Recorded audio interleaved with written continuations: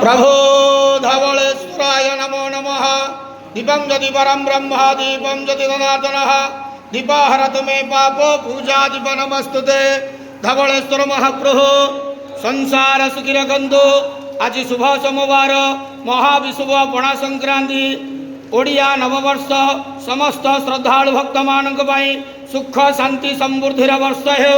समस्त श्रद्धालु भक्त मानक आशीर्वाद करंतु, मनस्कामना पूर्ण करंतु, कर्म क्षेत्र उन्नति करंतु, ग्रह रिष्ट खंडन करंतु, जगतर मंगल करंतु, विश्वर कल्याण करंतु, आपणकर नाम प्रकाश करंतु, सेवकर डाक श्रवण करंतु, समस्त गुआवसा भक्त मानकर मनस्कामना पूर्ण करंतु। महाप्रभु धवलेश्वराय नमः। संसार सुखी रखंतु आनंद गवार हरि बोलो।